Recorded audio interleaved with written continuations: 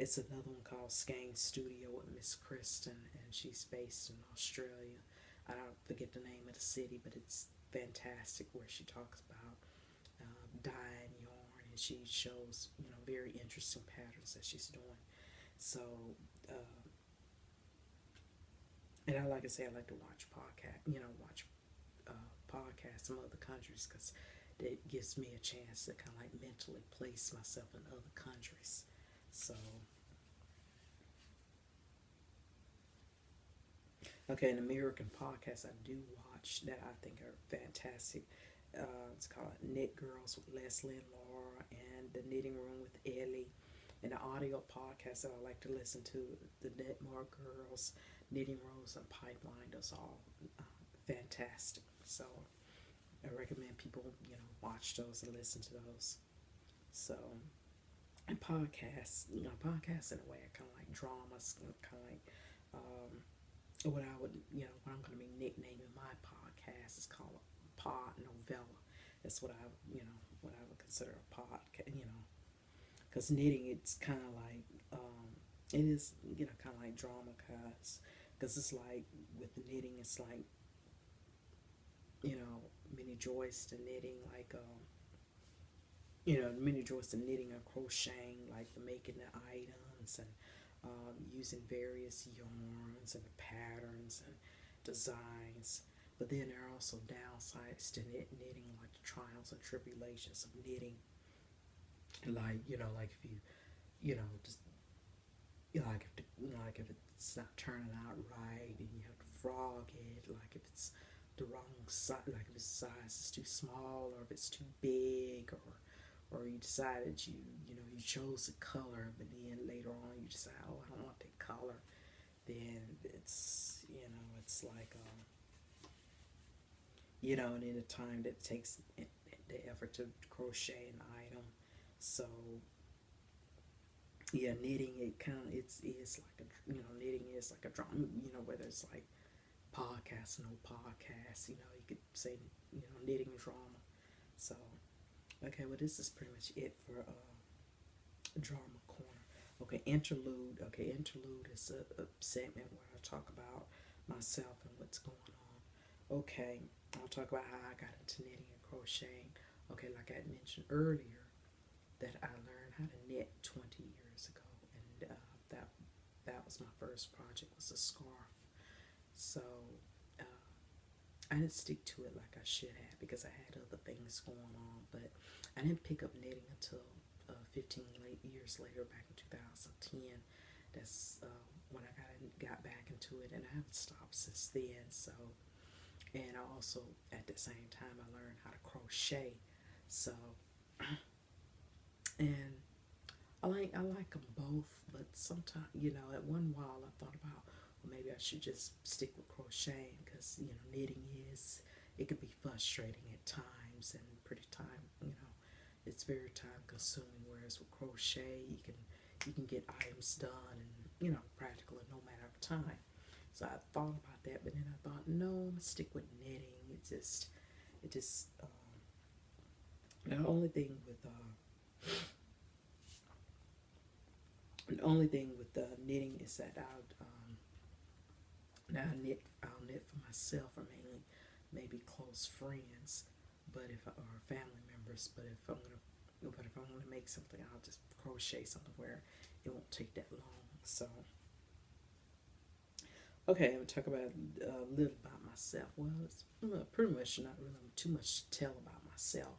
Like I say, my name is Heather, and I was born and raised here in Houston, and I'm 40 years old. I'm not married. I do not have kids, but I've been hoping and praying for a long time that that will change. So hopefully that will. Okay, and as far as like what I do for a living, I work in customer service. That's all I've been doing all my life. So okay, and why I've decided to do podcasts, the reason why is because, like I say, I love watching podcasts, and I love listening to them. So I decided to do one myself to talk about the things that I like to do, which is knitting and watching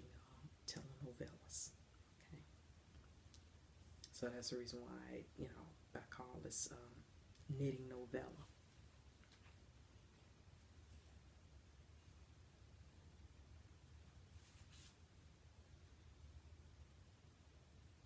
Okay, the next set. Okay, that's it for the for interlude. Okay, not too much there, but that's it. Okay, so the next segment I want to talk about is finished objects. Okay, that's off the hook. Okay, that's okay. It's not just only just finished crocheted items, but I include finished knitted items as well. And off the hook, it doesn't just mean just like finish, like the crocheted items that are, done, but it can also, but my, what I like about the saying is that it's just, oh, that's off the hook. You know how people say, oh, that's off the hook, like they like it or it's really interesting. So that's my reason behind naming this segment.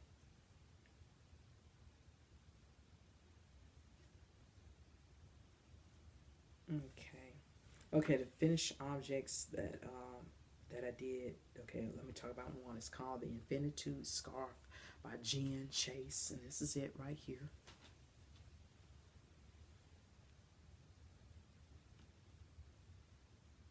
Yeah, but this it didn't take too long to make. It took about a week to make, and this is how the model in the picture wears it. Okay, and this is a you can get this. This is a free pattern on Ravelry. You can find that there. So okay, and the yarn that I use for this is let's see, what is that? It's okay. Once again, I bought this from my guess what? That's what my favorite store. You guessed it, Tuesday morning. Okay, yeah, this is the yarn that I used here. It's classic worsted, and it's by Universal Yarns. And it took 2 skeins of this to complete this here. So, and this is what I had left over of it here.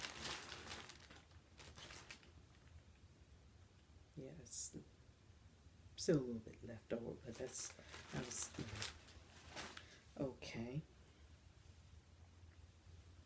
Yeah, I love this. This is really, I really love this. This love it. And I wore it when it got cold. When it got cold one day, and it's really warm and it's nice. I like it. Okay. All right. The next project I'm gonna talk about is called the striped rug from this book here. And this is from the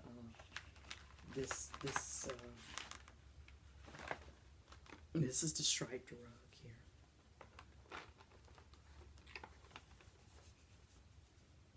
Okay, and this is from the book that I got this from. This is the kit that I bought here, and this comes with a kit, and it comes with 3 patterns in this here. I'll show you them.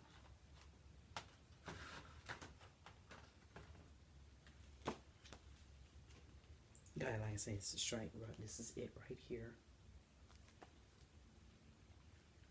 and this is that's how it looks like. Okay, and the color, okay, the colors pretty much match except for this here. This is the hot green that I used here. So, but other than that, it's pretty much just pretty much the same. The yarn that I use is the 100% cotton, which it did call for to use. So this is gonna be rough for my bathroom. Okay. And this is just made this real simple, real easy. It's just you double crochet. It tells you to, you chain, however many, and you single crochet, and you double crochet, and single, double, and very easy. And it's perfect for a beginner. For those of you that want to get in, that don't crochet, that want to learn how, you can. Okay, and this is from this. I use the Lily Sugar and Cream. This is it. Okay. Okay. The next Okay, the next object is the four square baby blanket from Crochet Spot. And this is from one of my nephews here, which I was supposed to give this to him. Well, he just made a year old. I was supposed to give it to him, but I haven't gotten a chance because, they live so far. So I guess whenever I get a chance, I give it to him. This is it right here. Okay, and this I made from the Bernat sport weight baby yarn. So I thought this came out pretty. It's a 32 by 32, and I blocked the squares because each square is supposed to be 16 by 16, which I blocked it to be that, and it turns out to be just well my attention. I mean before I blocked it, my attention came out pretty. I thought it came out pretty good, and so hopefully he likes it. So. Okay, the next project I'm going to talk about is called a men's. The this is a free pattern here. Look at this here. It's the crochet pattern 4 square baby blanket. Like I said, it's from Crochet Spot. Okay. Okay, the next one I move on to is called a men's camel cap and scarf. This is also another free pattern, and this one's designed by Glenda Winkleman. Okay, you can find this on Ravelry. Okay, and this here that I made, I made this out of the camel. I made this for my favorite uncle, great guy. Yeah, I thought this would be perfect because he likes to go hunting from time to time. Plus, he's a Vietnam vet, so I thought this color was perfect for him. So, the yarn that I use is this regular red heart Super Saver Jumbo, and it's camouflage. See, that's what I used. And believe it or not, this is the yarn. Believe it or not, this is the yarn that I have left over. Okay, because in the pattern it called for. For the hat, it called for 2 skeins, and then for the scarf, it called for 3 skeins. So I decided to get that big roll, that jumper roll in it, and it came out, worked perfectly for me. So, okay.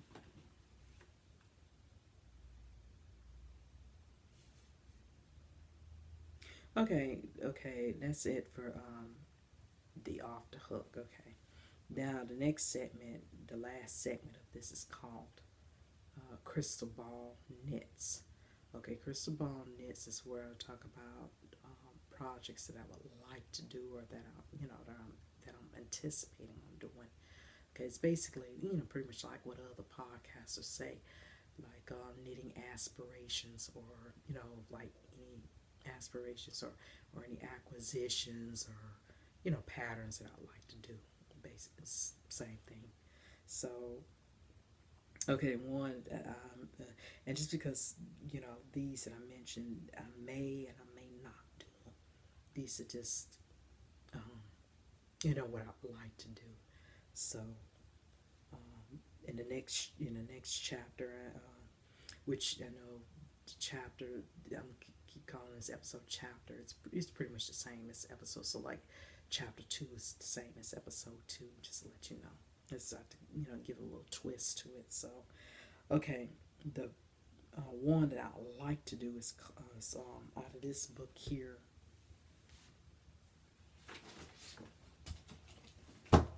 It's Lace Collection for Knitting. See, this is also another book that I checked out from the library. Okay. And this is and I think this is so pretty here. Yeah, it's called a Mulligan Stole by Tanis.